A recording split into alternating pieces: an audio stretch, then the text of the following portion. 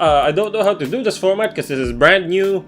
I wanted to try this because I love Arknights and I love Arknights art, among all the other things that I love about it. Well, so I'm not an artist. I've drawn, I've painted, I've animated digitally and physically, traditionally rather, but I'm not a real artist, so to speak. But I want to leverage that perspective to look at Arknights art with a non-artist's vision. And I think I still have a lot to say about it.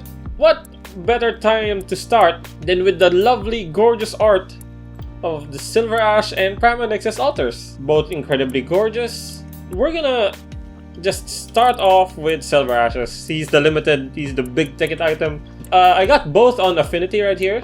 First thing I want to note is this thing right here. See this? Also, I'm just using a mouse. I don't have a tablet or nothing. But the first thing I noticed with this art when I Elite 2'd him was that this like info panel thing here is flipped. As you can see, the Carlan Trade logo is like that. As you can see here, this is the Kiera Carlan Trade logo. This is because this panel is from his perspective. This is not ours. This bit of information here, that's what SilverAsh is seeing, and I think that's a great sort of way to show that, you know, he's a tactician, he's a strategist even in his Vanguard form. The fact that he has this information up gives him that aura of, you know, as a leader, he knows the things, he has the information on hand. It gives that, you know, smart vibe, so to speak, just to keep it simple. And the second kind of obvious thing is these circles right here, you know, quite a lot of them in the art.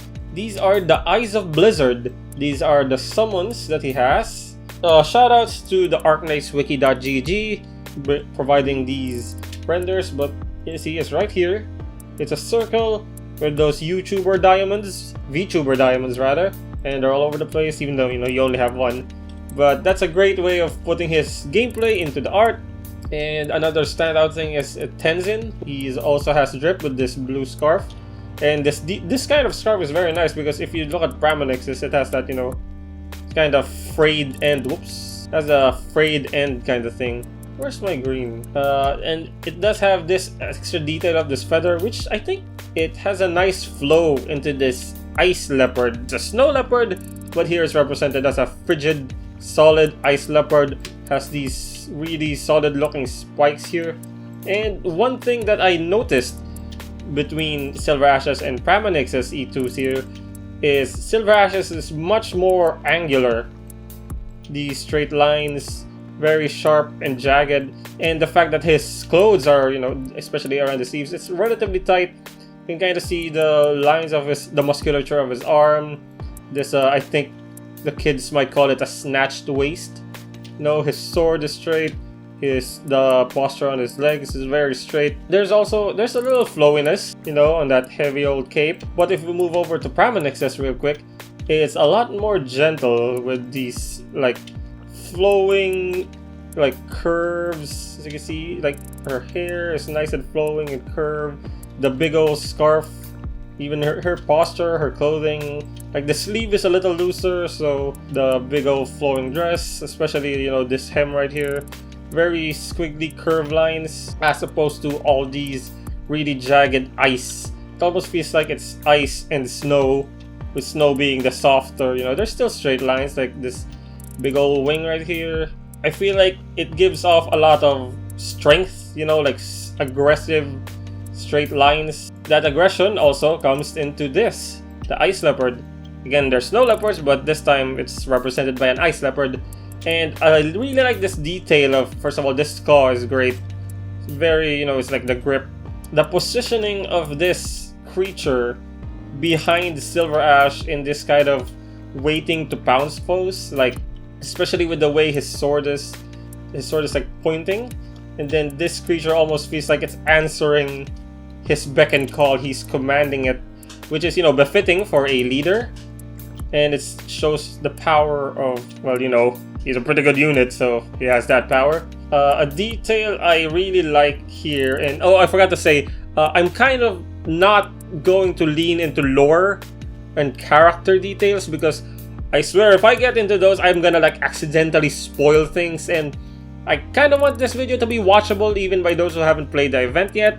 even in the future where the event is, you know, replayable in the archives.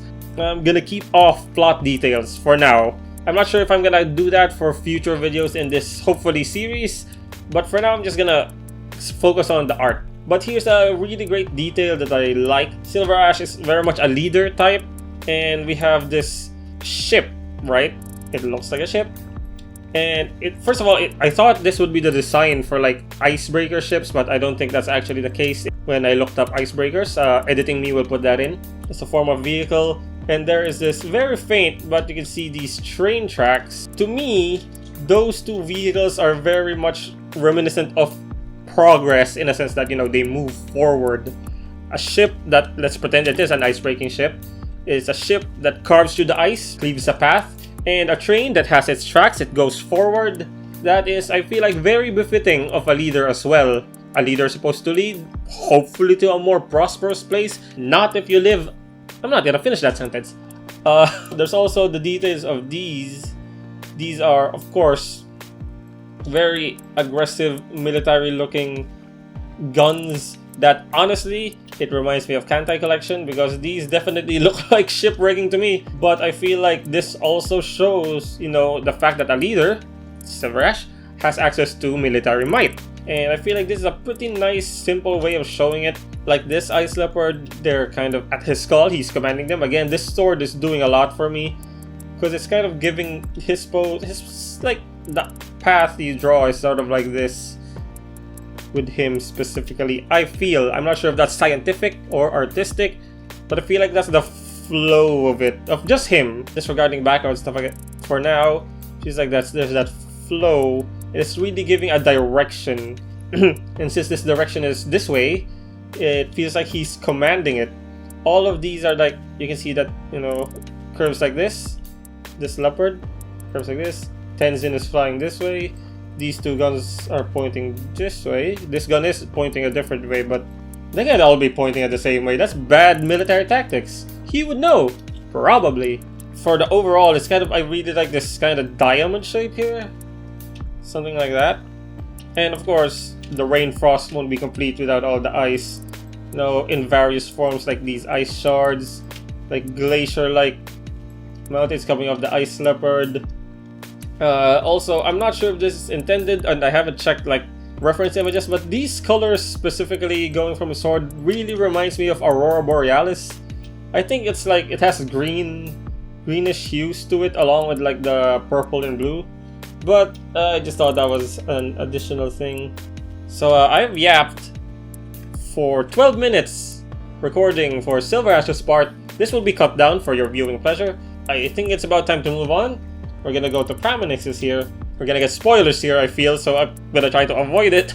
First of all, the thing I said earlier, very much like very soft and rounded compared to SilverAsh. That's very jagged, and the overall shape here is round, very fluffy, of course. The thing that made me think that for SilverAsh's weapon, it's kind of like Aurora Borealis. It's this aura right here, this area right here. It really gives that feeling, right? Because it has like that violetish, has like that teal area kind of like there. There's a little bit of blue, and since you know it's above her, it's over her head, on her hair, it kind of, you know, it makes you think, you look up, see the Aurora Borealis. And the thing about Pramanix is that I initially thought, after I saw SilverAsh's first, of course, is that she does not have a snow leopard in her E2, which is, you know, it's usually the case. The animal the operator is based on is present in the artwork. Here we have a substitute, which I won't name. Let's call it a Snowdrake. That's probably not right. Like a snow dragon, ice dragon. Let's just call it that for now. It is the source of the one like jagged wing up here, which is in contrast to all the soft curves like that.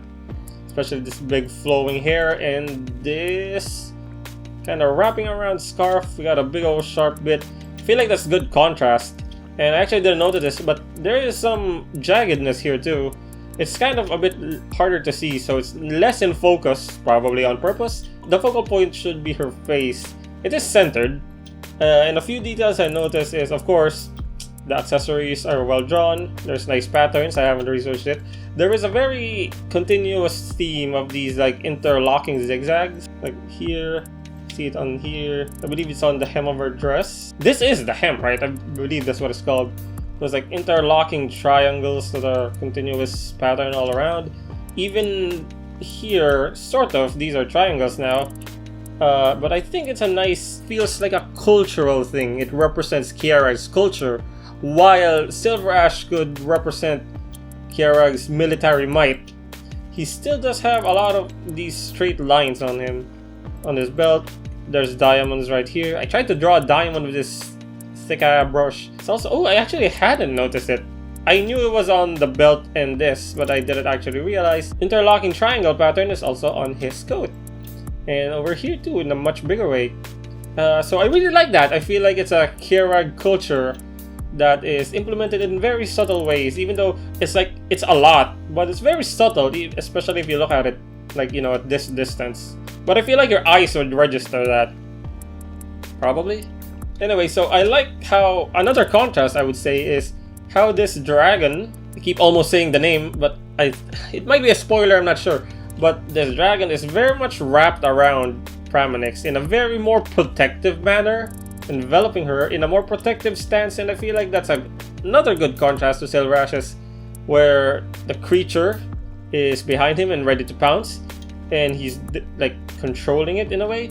This time it's more like it's a nurturing scene, you know, which I think the overall shape, again, this is the overall shape of this is like a kind of a very aggressive, not sure if aggressive is the right word, diamond, and for here it is a very much softer circle. Ignore that sharp point, but it's a circle that feels a little cozy, I would say. And another detail that I really like is I guess is this a spoiler? Maybe not. I'll cut this out if it's a spoiler, but you know, the bells always been Pramanix's thing. I really like how there's 3 of them. See, there's one right here, here, and here. I just really like how it's kind of, you know, it's like triangulating the focal points, which should be her face, using things that are relevant to her lore and also her gameplay, I guess I would say. In addition to the protective part, I feel like even this scarf, sorry, I'm not very organized, this is entirely unscripted. This scarf and the bigger scarf is very like protective of her, right? She's surrounded by it, enveloped by it. There could be some association there with being enveloped in a blizzard, for example. It's cold, but I feel like this image overall is actually pretty warm feeling. Not like technically, because these are cool colors, of course, both of them would be very cool colors. It's warm in that it does feel like she's being embraced. Instead of saying enveloped by a snow, it's just like she's embraced by it. You know what I'm saying? Also do kind of like the practical boots. I feel like these boots are pretty practical. I'm not good at fashion, but I feel like these would be good for snow because first of all, they're you know, high, not too high to avoid like flood, but I feel like they look warm, they look sturdy. I'm not very fashionable, as you can see, and I've been recording now for 20 minutes. I should probably cut this off now. There's a few more things I kind of want to discuss, but I feel like I am erring a bit into art analysis that an artist might actually have, and I might say stuff that is completely wrong. Also, here's another thing, real quick, I know these are hair of this dragon, but it does kind of give like the woods feeling, especially contrasted by these spikes on the back of the dragon that kind of looks like icy mountains. Especially here, this one looks really much like a snow-capped mountain, including the blue, so you know, Mount Fuji, Mount Everest. And so I think I'm gonna have to cut this off here, even though I have a few more things to say because this is getting kind of long. Also my chair. I hope you enjoyed this perspective from a non-artist analyzing art from a game he loves very much. And if you are an artist, I hope you can give me a few things that you noticed that maybe I didn't, especially if it's really technical, because even though I can't put it into practice, I do like knowing how things work. So if you have something you think is really cool, like a certain technique with the coloring, with the shading, with the shape language, please do comment it down below, and have a good one.